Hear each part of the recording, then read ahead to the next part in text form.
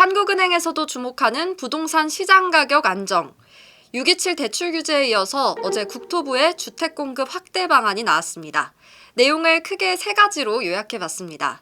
2030년까지 수도권에 주택 135만 호를 공급하겠다.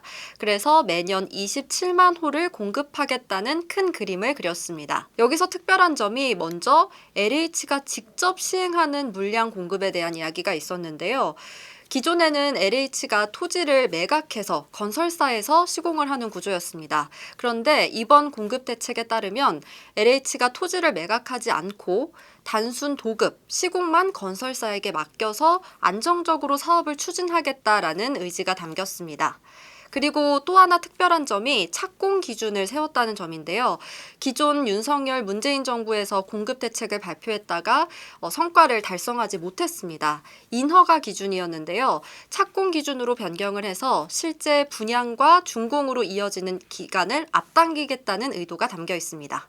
네, 그리고 두 번째는 노후 임대주택, 그리고 공공청사와 학교 용지 등 유휴부지를 활용해서 도심 공급을 늘리겠다는 내용이 담겼습니다. 그리고 신도시의 주택 정비도 기간을 더 앞당기겠다, 속도를 내겠다라는 구상도 담겼습니다.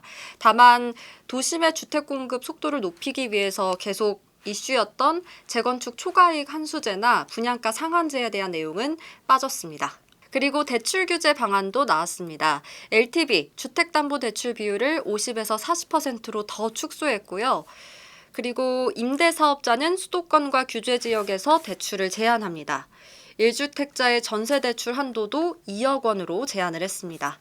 대출을 더욱 조이는 방향의 대책을 내놓은 겁니다. 토지거래 허가구역 권한을 지금은 지자체에서 갖고 있는데요. 국토부도 가질 수 있게 지정 권한을 더욱 확대했습니다.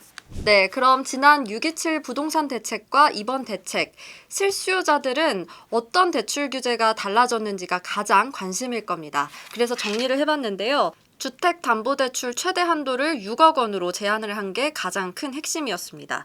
그리고 추가 주택의 경우에는 LTV를 사실상 제한을 했고요. 또 생애 최초의 경우에 LTV가 70%였습니다. 그래서 9월 7일 대책 이후에 추가된 대출 규제 내용도 살펴보겠습니다. 규제 지역의 LTV, 조금 전 말씀드렸던 것처럼 50에서 40%로 축소됐고요.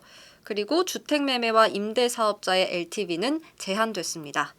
1주택자의 전세대출 한도도 2억 원으로 제한했습니다. 이번 대책의 핵심, 공급 방안 다시 한번 정리해드리면 수도권에 2030년까지 135만 호를 착공하겠다. 매년 27만 호를 착공하겠다는 건데요.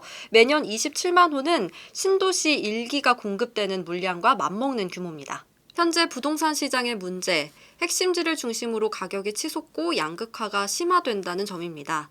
지난 6.27 대출 규제 이후에 고가의 주택에서 거래량이 줄고 있다는 점, 또 현실적으로 가격 안정세와 관망세가 이어지고 있는 분위기인데요. 부동산 시장이 과열되면 한국은행은 금리를 인하하는 것이 쉽지 않습니다. 그렇기 때문에 부동산 시장은 한은에서도 굉장히 주목하는 이슈인데요.